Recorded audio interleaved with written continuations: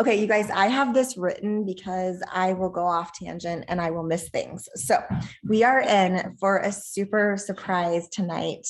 We have Aubrey Mast in the house, and I have known Aubrey for quite a few years. I want to say 7 going on 8 years. She has been a part of our oil community, and I have loved watching her passion for holistic medicine grow over the years. She obtained her master's and PhD, and she is an herbalist, a plant-based chef, holistic health coach, and educator. She is a professor for the University of North Carolina, Asheville. Her interests include nutrition research, understanding inflammation, and using food as medicine in the prevention of disease.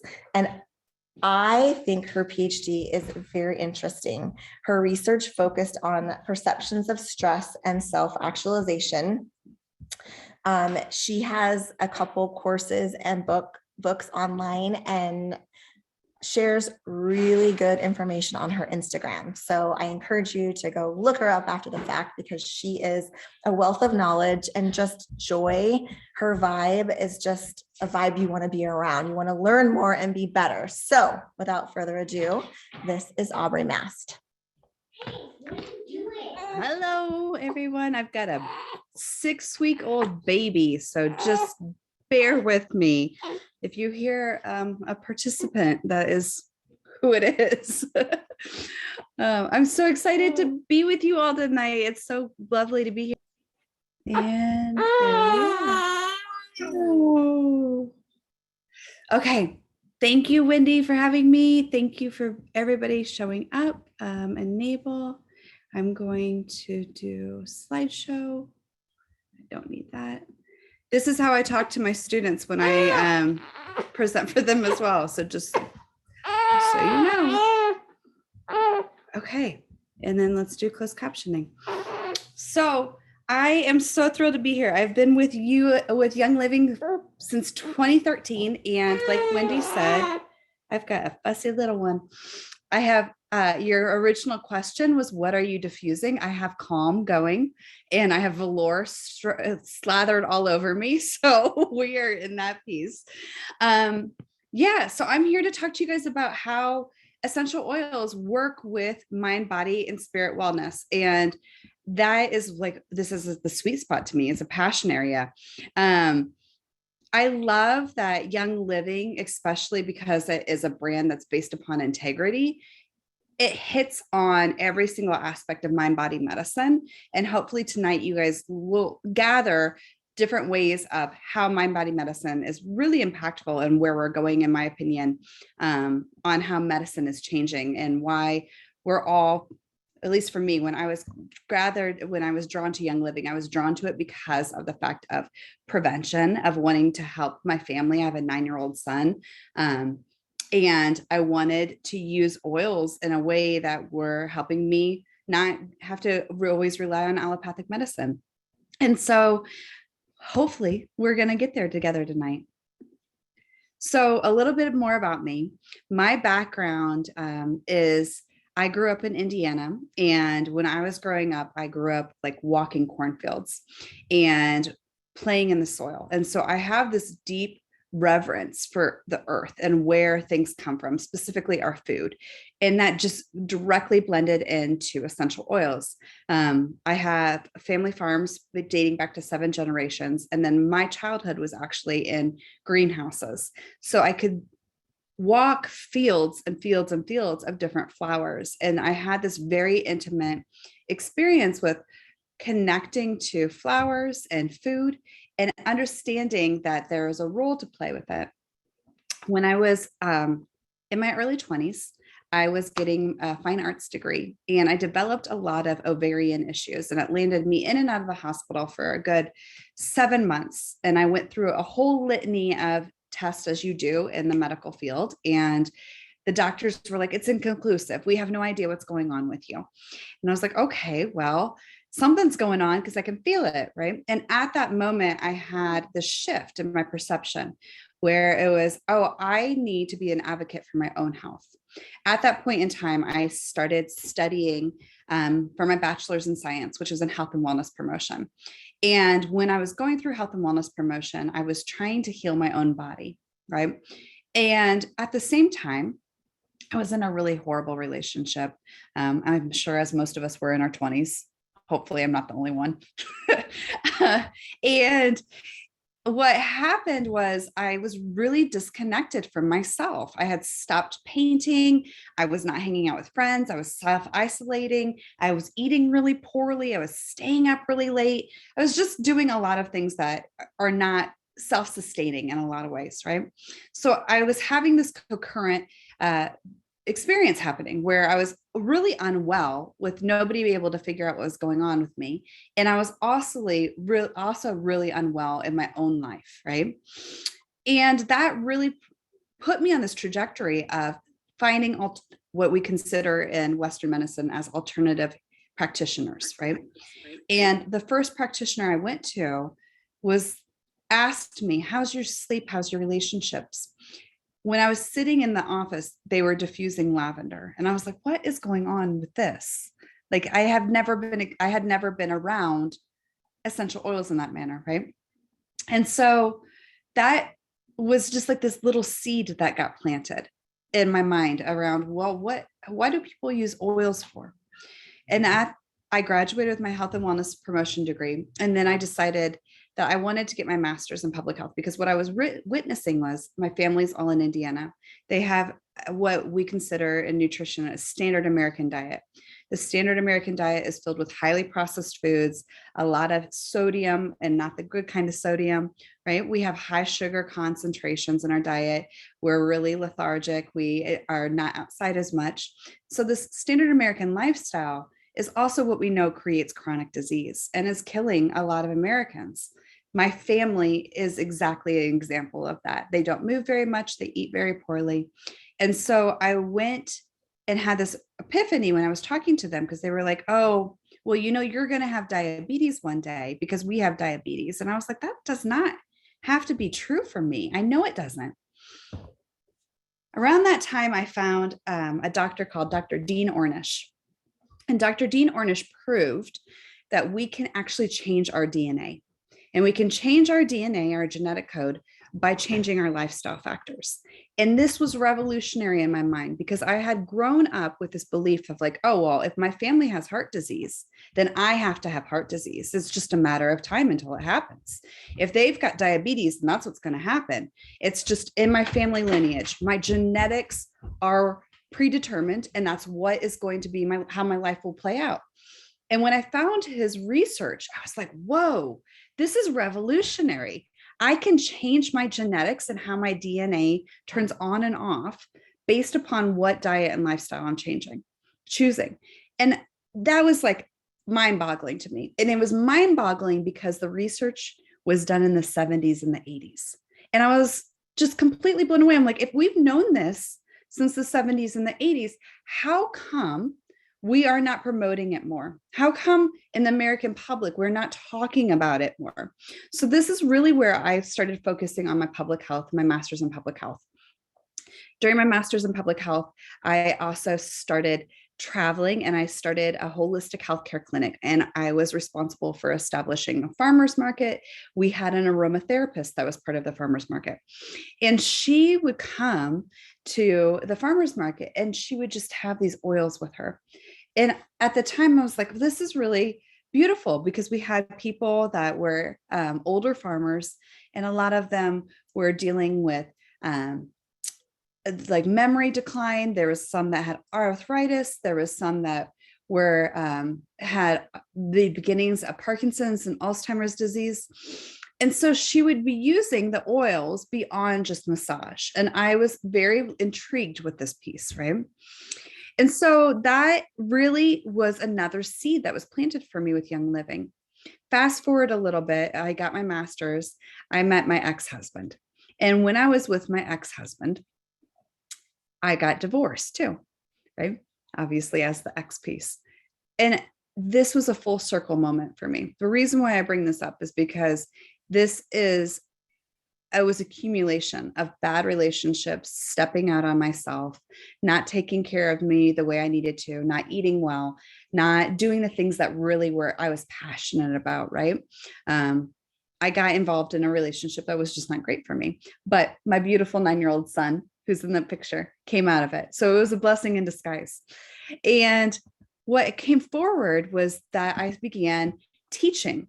And I live in North Carolina, and I traveled the state of North Carolina teaching thousands and thousands of people about nutrition research. So the majority of my research and my background has relied on nutrition and how we can use nutrition to change our genetics, how we can use phytochemicals, which are the color compounds that are found in fruits and vegetables, but in essential oils, we find them in the volatile compounds. So how we can use these phytochemicals, which we know from a research perspective, are the very things that change mitochondrial health, they change cellular health, and they change our DNA. So how we can use those to change our lifestyles and our diets specifically, but then also our mind and our body. About 5 years ago, I started my PhD journey and transitioned from teaching solely about nutrition to now teaching about nutrition, lifestyle medicine, holistic health modalities, and I teach a food as medicine course. And what came about from my research was this bigger connection piece of how everything is truly interconnected when we look at mind, body, and spirit medicine. So there's no separation. And a lot of times we think that things are separate in our society, right? That we think depression only happens in the head. We think anxiety is only responsible when we get into certain social situations. We believe that if you have high blood pressure, it's a result of the cardiovascular system. If you have trouble sleeping, that it's a result of not getting enough rest or having trouble with calming your system, right? What I realized within the research was that that's not the case whatsoever. What we see within the research is that everything is interconnected. So within the mind, we're making neurotransmitters in our gut. You guys have seen this, I'm sure, within a lot of the essential oils that we can use, where if you use an essential oil, like Digest, for example, right, that all of a sudden your anxiety and your stress can come down a little bit, but you're using it for what you're digesting, right? There's a correlation that's happening with what's happening in the mind and the body. Oh, yeah. We're gonna go to sleep. And so when we look at the research within mind, body, and spirit medicine, it's very clear that what you do in one area, where? Fussy little Gus, come here. Fussy little Gus. What you do in one area, you're going to do in all of the areas. And so within the dimensions of well-being, it's really important for us to understand that health and wellness are not just happening in the mind, the body, and the spirit. The dimensions of well-being are going to be mentally, physical, spiritual, nutritional, financial, occupational, social. And so when we look at the dimensions of well-being, we have to realize that if you are not fed socially, right? If you have a bunch of people around you that you don't like or that make you feel in doubt about yourself, more than likely you're going to have disturbances in anxiety as well. Oh, this would be the week that my husband would go out of town, I tell you. Yeah. So thank you. Hey, come on. Oh, we got gas and everything. Okay. So when we talk about mind, body, and spirit medicine, we have to look at each dimension of well-being. Wendy was so kind to mention that I have a book out and it's called Adapting Resiliently. And in this book, I've gone through each of the dimensions of well-being because there is this belief that, like, when we talk to people, I'm sure most of the people that you're talking to that are involved with oils, that are interested in oils, that are purchasing oils, have one or more health outcomes they're looking for. It could be that they want to have less anxiety. It could be that they just want to have a better home environment and be exposed to less environmental toxins, right? It could be that they want greater focus in their life, or that they have diabetic wounds or high blood pressure, and they want to be able to figure out how to do things more naturally, right? For most individuals I've worked with throughout the years, they have one health focus, but they are not necessarily understanding that all of the dimensions of well-being are at play.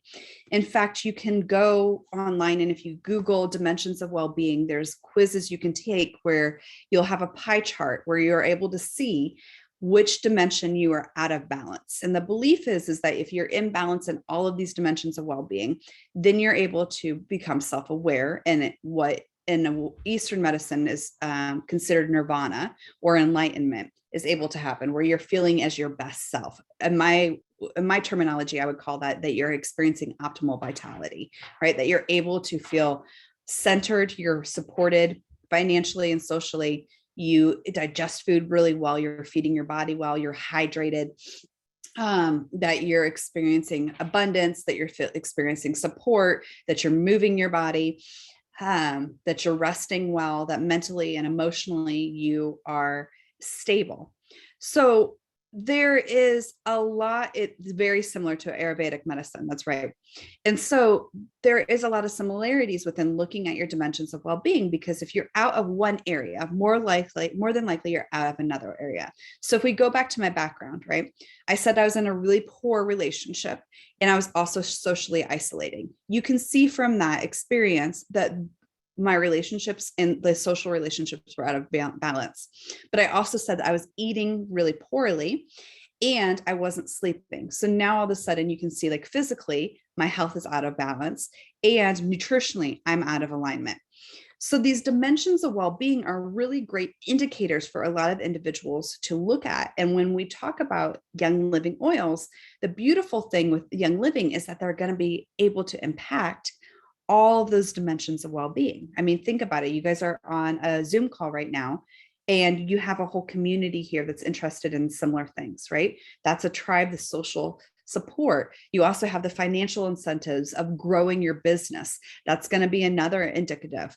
And then you have the physical aspect of using oils, right? To lower blood pressure, to help with digestion. The list just goes on and on and on, as you guys already know. And then you have the emotional and the mental aspect of calming anxiety, helping with depression, right? And then there is also the nutritional aspect of using all of the nutritional oils that we can add into our foods to amplify the foods so that they really truly are medicine that we are delivering. So there's this beautiful compounding aspect within Young Living specifically on how it targets mind-body medicine and also mind, body, and spirit medicine. Does that make sense to you all so far where I'm at? Yeah? Okay. If I get to go too fast, just let me know. So when we are looking at self-awareness, this to me is really like the epitome, right? This is where I believe humanity is going at this time. It is the basis of how we really rewrite the history of being sick. We have a beautiful story. I don't know that I would call it beautiful. That's really not a beautiful story. We have a story so far in humanity where we are ill, right? Where we are very stressed. If we look at stress and depression and anxiety levels, if we look at loss of sleep, we look at suicide rates, we look at isolation rates, the rates in the United States are off the charts. We know that for a society, we are really unhappy in comparison to a lot of other societies, right? So for me, that begets the question, why is that? What are we focused on? Well, most of us know we are working 40 to 60-hour weeks, right? We're being paid minimally. We have inflation. We have all the stresses that we've been living through. We have more social isolation than we've ever experienced before. Our food has a ton of chemicals on it. Our water can be contaminated, right? I could go on and really create a doomsday scenario for you all, but I don't think I have to. It's very easy to tap into why we would be unwell at this point in time, right? So if we are looking at what's considered a blue zone. And blue zones are the areas of the world where we know that these are the people that are living the longest, and they're also reporting to be the happiest and the healthiest. There's 7 known blue zones in the world. If we look at these zones globally, what we see is that there's several commonalities within the blue zones. And what the commonalities are is that their lifestyles are focused on all of those dimensions of well-being, but they're also really self-aware. They're practicing self-awareness. So when we look at self-awareness, we have to understand self-actualization.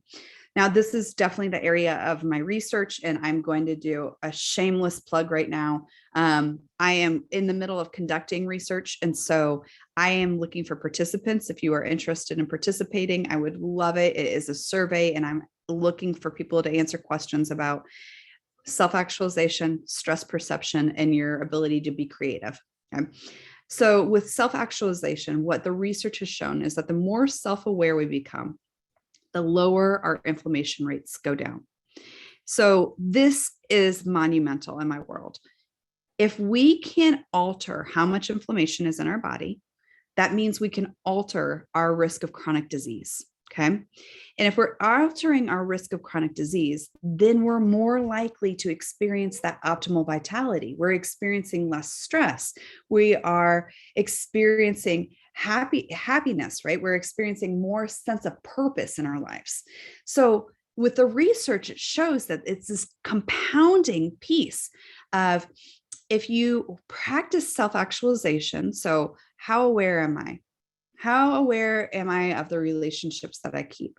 How aware am I? And when I put the oils in the diffuser, am I paying attention to which oils I'm grabbing and the reasons I'm grabbing them? Or am I just grabbing them blindlessly? The same way as when we chug water, right?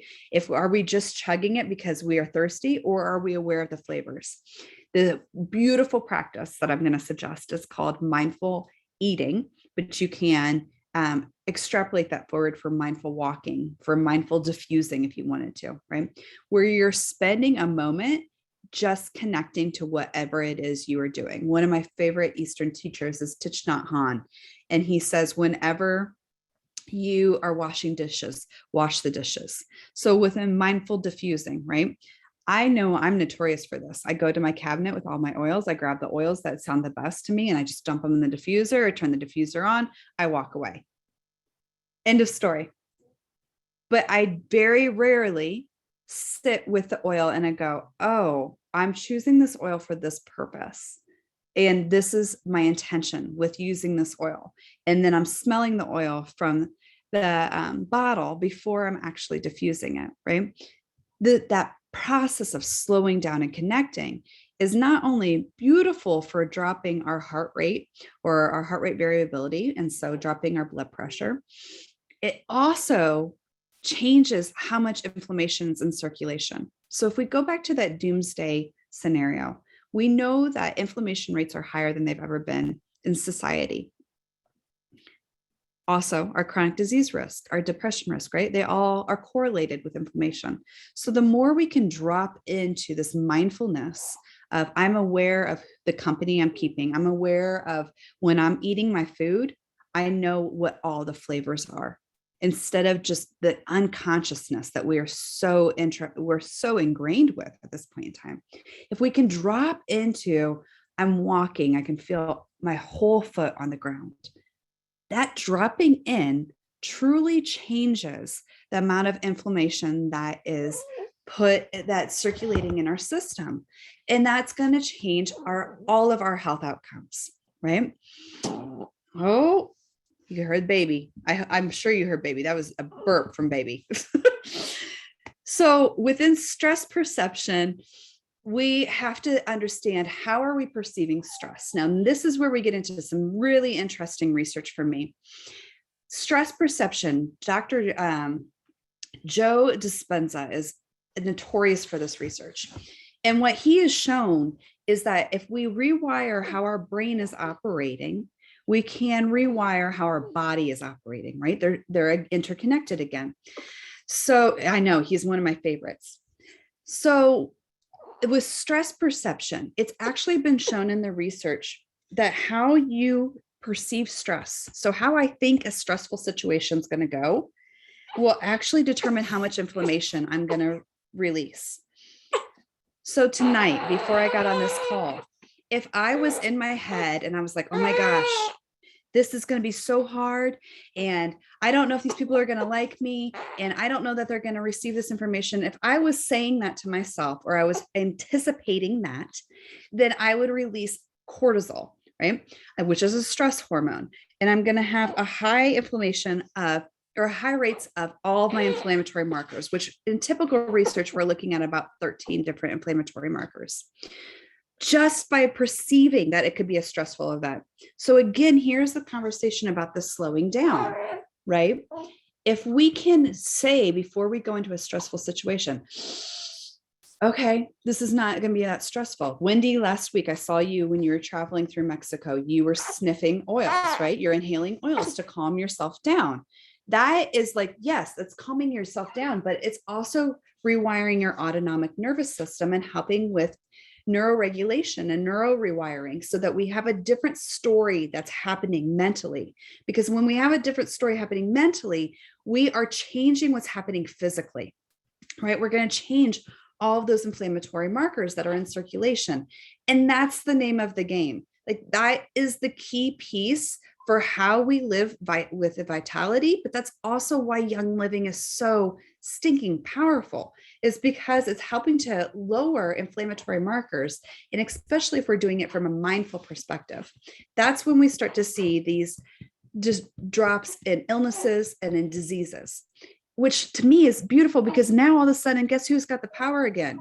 We have the power in reclaiming our own health and our own well-being, right?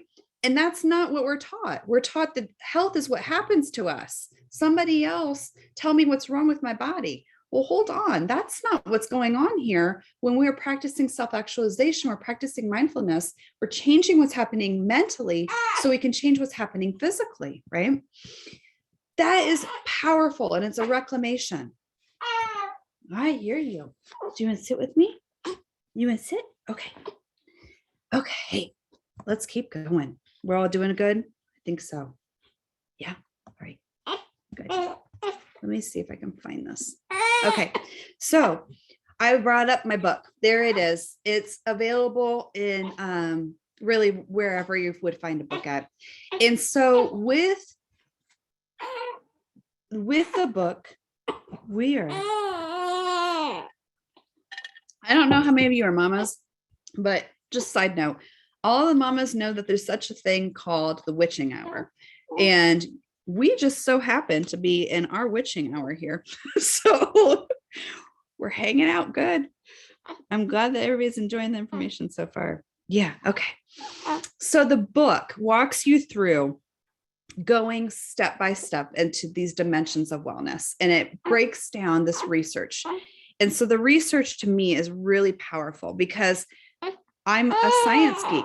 I'm a science nerd. I love looking at research, and the fact that we can look at research that is actively changing inflammatory markers by smelling oils, right? By mindfully walking or mindfully washing our dishes, by changing our stress perceptions, right? By changing our subconscious programming. This is what is so huge, because we all are, some of the research says that we're all acting out our subconscious programming, right? So how we grew up. This is where we get into Bruce Lipton's work on epigenetics. There is a theory that says we've inherited the beliefs of back up to 7 generations before us, our predecessors, right? And of all of our ancestors. So just go back for a second and think about your ancestors and some of the things that they encountered, some of the diets they chose, some of the ways that they handled stress. I told you I'm from Indiana. I have a lot of German heritage. I have a very German heritage that says you just put your head down and you work. No matter how bad things get, you just take it, because you have to settle in life. And that's just what it is, right? So Dr. Bruce Lipton talks about this, of like our epigenetics have pre-wired us in a lot of ways. And this goes back into what we were talking about with Dean Ornish. Okay. So Dean Ornish says that we can change our DNA by changing our lifestyle. Dr. Bruce Lipton says that Our genetics load the gun, but our lifestyle pulls the trigger. And our genetics are loaded by up to these 7 past generations. And so looking at it from an epigenetic angle means that we have to think about how our bodies are responding, how we are socially responding, who do we unconsciously choose, what do we unconsciously choose in our lives. When I was talking to you about my background, I told you that I had really a track record of poor relationships. If I look at that from an epigenetic perspective, it is about my self-worth, right? I've come from an epigenetic line where we believe that whatever you get is good enough. You just take it, whatever it is. Like if you just are offered a job, then that's the job you're going to have for the rest of your life, because why would you want more than that? That's good enough, right? That settling piece is definitely a storyline for me. So within adapting resiliently, we look at this subconscious programming because this is where we have this baseline for inflammation to occur, right? Where the dimensions of wellness can come out of alignment. And so we're looking at how do we decrease our risk of illness and decrease our risk of disease while increasing optimal vitality, or the chance of optimal vitality. We look at what's going on subconsciously and where is inflammation coming in. So inflammation can come in all of those dimensions of wellness, and it can impact our mitochondria. Now, if our mitochondria become impacted, then it throws off every single organ. It throws off our ability to make neurotransmitters. It's throwing off how we're sleeping, how we're co-regulating, how we are relating to one another, right? And so the book walks you through each of these dimensions and also walks you through the tools that I use. Obviously, Young Living is one of the tools that I use to come back into the body, where we're not even just dropping back into the body to lower inflammation rates. We're also dropping back into the mind and the spirit. And the reality is, there's a couple teachers that I've studied with that have said we're living in a time where it's not that we're experiencing diseases of the body, that we are just experiencing diseases of spirit, that we have become so removed from ourselves and from the source of ourselves and how to nurture our ability to heal our own bodies, to be deeply connected with our social circles, that we are actually experiencing diseases of our spirit. And I really, on a lot of levels, believe this. If we look at what's happening in society, in a lot of ways, we have become very disconnected from what is truly meaningful in a lot of ways, right? And so Young Living to me is one of those places where we can see that we're reconnecting. We're coming back to source. We're coming back to look at seed to seal, right? Like, where are the oils grown at? Where are the herbs grown at? How are they grown? How are they produced? This is coming back to source. How are things being produced? When we grab the oil to take it for diffusion or topical application, or we are ingesting it, this is coming back to, wait, what is intuitively, what do I need for myself to heal right now, right? This is coming back to a belief that we are empowered, that we can actualize, and that we can shift our mind, our body, and our spiritual well-being. So when we look at essential oils, a couple of the things that I think are really important to pick out is that the phytochemicals within the essential oils are really what is altering and changing our cellular health and our mitochondrial health. And then we can look at it from another angle, right? We can look at aromatherapy freedom technique, AFT. If you have not heard of this technique, it's one of the most beautiful techniques that I've encountered that relies on essential oils. So with aromatherapy freedom technique, it's very similar to tapping. If anybody on here has paid attention to tapping. Okay. So with tapping, what you're doing is you're literally rewiring your body to go back to that neuro rewiring piece, and you're rewiring your brain, but you're using essential oils while you do it. So this is where the intention piece comes in again, right? So with tapping, like if I'm experiencing anxiety right now, I would say, I am so anxious and I am breathing into relaxation. With aromatherapy freedom technique, you are using specific set of oils to help with that tapping.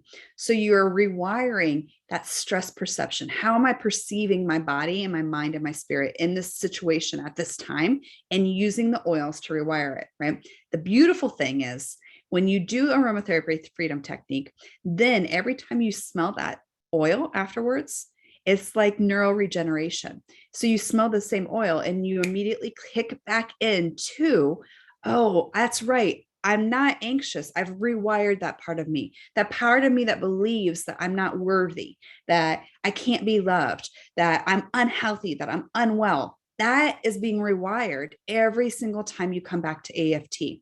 So this neural rewiring is then helping change what's happening, obviously, in your physical body, but also in that spiritual self of how do I reconnect to me? Well, how do I reconnect to source? What is source to myself?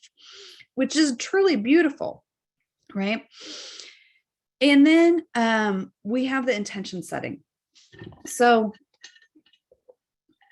within mind, body, spirit medicine, we look a lot at times at each one of these angles. We can look at it mentally, what's happening in the mind, how is the subconscious programming, the epigenetic programming playing itself out.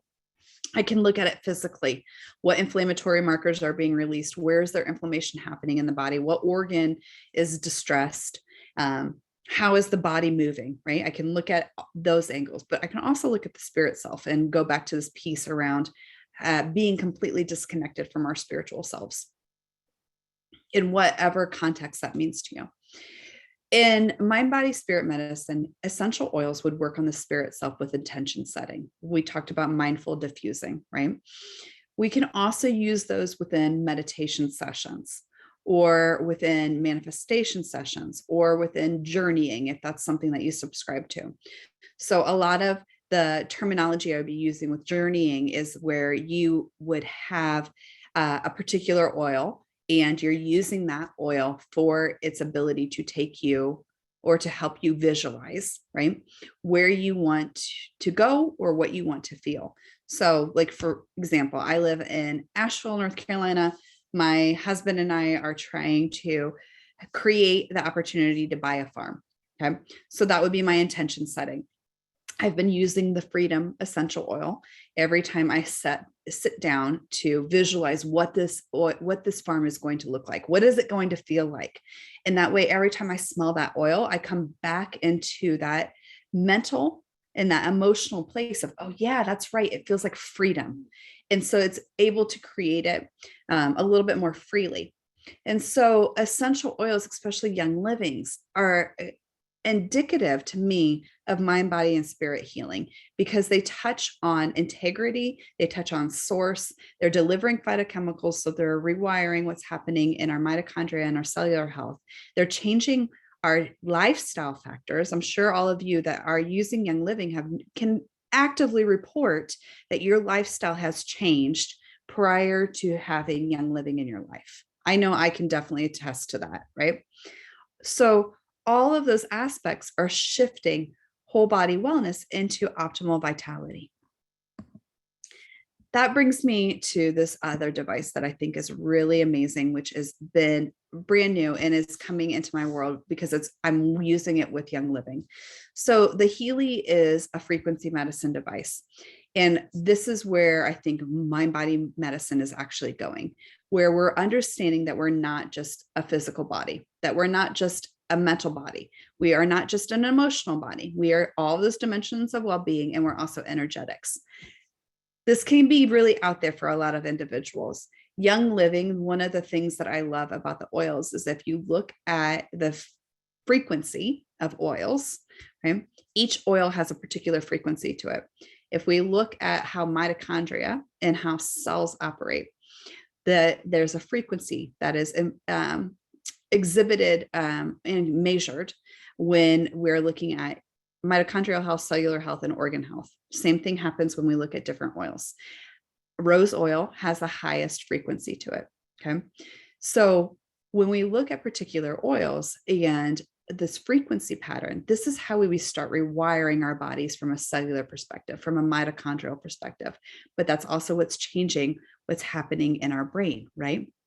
So Healy is a frequency device, and it will scan your energetic being and your energetic body in order for you to establish where could you be out of alignment. Because how many of you know that you have blind spots to your own health and well-being, right? We all do. We're human. I have areas where I cannot see how I could be better. I know I do. And so this device helps scan that. And what I have found is that when this device scans it, all of a sudden I go, oh, there's an oil for that. And I can start sitting down and having an intention setting. I can become more mindful about what oils I am grabbing. It also will scan for particular oils related to your auras and your chakras. So this is one of those devices where I really see that like mind body medicine is moving towards in the future, where you are going to need multiple tools. I don't think that with mind body medicine that we can rely on one tool. It's a multitude of tools. I need to change my diet. I've got to sleep better. I need to drink better water. I have to have a greater social circle, right? I need to use Young Living. And I also need other things in my life besides Young Living, right? So the Zyto scans, I don't know enough about them to tell you how it relates to the Zyto scans, but I'm happy to talk more about Healy if that's something of interest as well. I just saw that message point up, Carolyn. So I'm going to let you know a little bit about more of how to connect with me, and then I have lost track of time. So I will open up to questions at that point in time too. Oh, here it is, 7:42. So I do offer courses. I have 4 courses that are out. One on nutrition and optimal well-being, one on using food as medicine, one on how do you heal your gut and the gut microbiome, and another one on mind body medicine modalities, where I suggest different oils. There's a meditation with it, very similar to what we're talking about tonight. The Adapting Resiliently book is also out. I do consult with individuals. I also use the Healy, and I can do remote Healy scans, and I also sell Healys. And then I am, like, as Wendy said, an herbalist. And so a lot of times I'm using herbs in their raw form, along with oils to help people come back into their bodies, into their minds, into their spirits.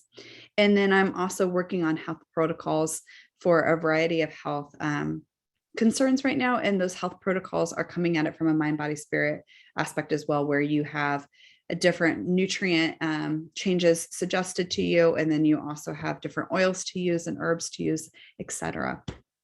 So that's me. I'm on Instagram at Aubrey C. Mast, and I will give you my contact information. And I will also pop out of that and see if there's any questions I can answer. And I hope that was helpful.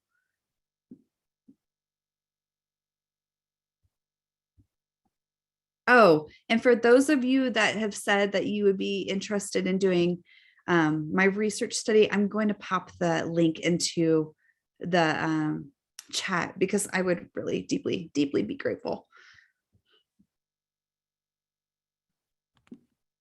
Aubrey, that Yeah. was fantastic.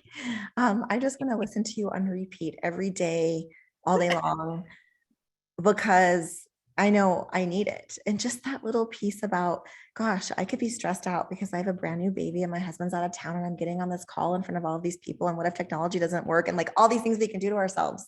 Our minds are so powerful. I need to hear that over and over and over. If somebody was like, I really want to get my life on track, and I want to change some things in my lifestyle, but I want to start small. Like, what would you tell someone who wasn't really practicing all of the healthy habits to do first? That's a great question, Wendy. And it's such an important question to ask, I think, because here's the reality for anybody that's made lifestyle or dietary changes. It can feel really daunting very, very quickly. And then all of a sudden you're like, well, why do I even begin? Because it's so much, and it's in every single area, especially when we're looking at the dimensions of wellness. So when I work with clients, we immediately go for the low hanging fruit. So if I have somebody that's like, I'm drinking 6 sodas a day and I really don't work out and I'm socially isolated and I would like to move more, but I'm eating really poorly. I take the low hanging fruit. And so instead of 6 sodas a day, I say, could you maybe drink 3 and then replace 3 glasses of water, right? We take very, very small steps, because the thing is, it is not a marathon. Well, changing your lifestyle is a long-term change. And so you take the lowest hanging fruit until you have success on that, right? So, I mean, I'm postpartum. It's the same thing for me. I'm like, okay, today I can walk for 5 minutes. Well, 5 minutes is more than I walked yesterday. So that's a success. And that's where I'm going to focus. When I work with clients, I have them do the dimensions of well-being wheel, because inevitably there's one area of the wheel where people feel like they could begin to tackle there. It may not be their diet. It may not be their sleep. It may not be their emotions, but they could say, you know what? I've recognized that I've got some people in my life that don't make me feel good about myself. I'm ready to actually stop talking to them. Right. And then we start building successes from there. So it's so individualistic, but it's important to pay attention to where you think you can begin to clean house a little bit. That's a great question. Oh, here I am unmuting myself again. How would someone start working with you if they wanted to do one-on-one coaching? I know that you have your book and you have your courses. Yep. But for someone that's like, oh, I'm going to sign up for the courses and then never look through them because your intention is good, but you know where intentions can lead. What would that look like? So I work with clients once a month, once every 6 months. I work with clients once every week. It really depends on what feels the best. I'm really, the thing that I want to remind everybody of with mind body medicine is like, I'm here to help heal anybody. I'm here to help you remember how to heal yourself. And that's the big key of working with me, is like, I'm going to be the support person, and I'm a champion in what you're doing to change and how often you need to be with me. I offer consultations, 15 minutes of length, 30 minutes of length, and an hour worth of length. You get a goal with that. You get a whole program plan with that. And then you get a video recording to go with it. And then you can have access to me with email and with text messages. So there's a lot of support, but it's not the same premise as we go to the doctor. When we say, "What doctor, tell me what's wrong with me." That is not what's going on in this kind of relationship. The relationship is helping you discover where you're ready to start making changes, and then me witnessing you as you're making the changes. Right. Yeah. I view spirituality in the sense of, how are you willing to connect to source? And this goes back to the blue zones. Whatever your terminology that you use, God, spirit, universe, Allah, like whatever one you use, it is related to the blue zones, where if you have a belief of something bigger than yourself, you are shown to have less inflammation. The power of prayer truly does heal. Like the power of just, even if you don't want to call it prayer and you want to say, these are my intentions that I'm setting, these are the thoughts that I'm putting forward, that process will actually change what's happening in the mind, body, and spirit realm and lower your inflammation rates, the same way as believing in something greater than yourself. So it could definitely relate to Christianity, but I also think it's bigger than that. So I think one thing to do with social isolation is to recognize that you're not the only one that's socially isolated. It's a time and an age where we are all socially isolated in ways that we've never been before. So meetup groups, if you're at that point, I mean, this is where we start looking at the behavior change model. Like, where are you at in your desire to become more socially inclusive or involved, right? Are you just thinking about it? Or are you in the place where you're willing to do something about it? And if you're in the place of willing to do something about it, there are meetup groups. Even just having this type of interaction, right, is huge for the social inclusion. In fact, a lot of the research that's coming out post-COVID is showing that if you can get into Zoom calls, if you can get into virtual conversations, if you could make like Zoom dates, if you will, if you're in a place where you don't feel comfortable being socially out, that your brain can't tell the difference between a virtual experience and that of a lived experience, right? So me being able to connect with Jill, I'm looking at your face right now, right? So if I can connect at Jill, right, but I can look in her eyes, my body cannot tell and my mind cannot tell that I am not sitting in front of Jill. It is the same thing, right? And so there is evidence within connecting in whatever way you can connect. And even if that means going and walking at a school because there's people around, my suggestions would be basically to look at where are you at on your desire to change, and then start seeing what are some opportunities for you to plug into that resonate at this point in time. Okay. How would you get a college student to try to be more aware?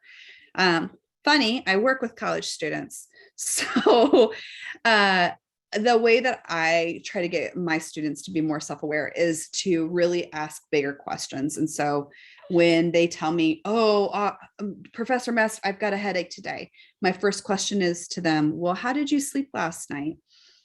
When was the last time you drank some water? How are your social relationships? I ask a lot of questions. In fact, for most of the things that they tell me, I ask bigger questions than what we're talking about. And so getting a college student to be more aware, I think, is really laying that framework of looking at it from the mind, body, and spirit angle, or going back to that dimension of wellness wheel of, hey, I am so stressed out about exams. Okay, well, could you tell me who you are studying with?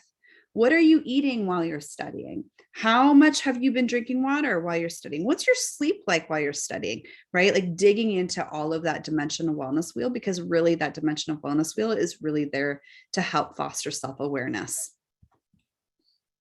Where are the blue zones? So they are in Okinawa, Japan. There's one in Spain.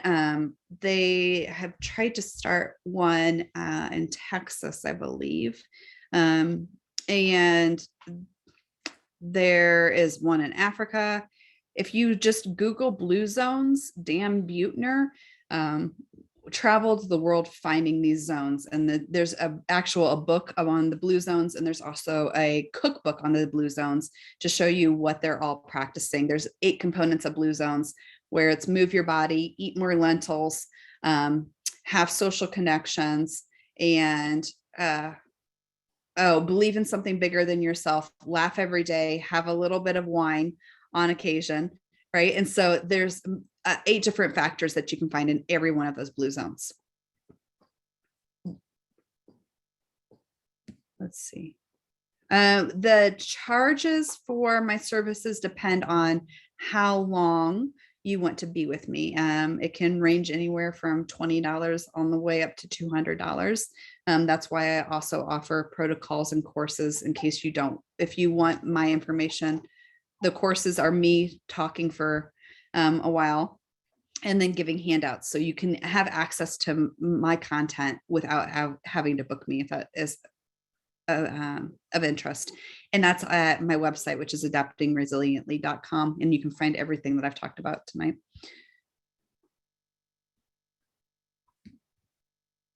Thank you. You're welcome. I need it tatted on my forehead. I love that conversation, Wendy. I think I got all the questions.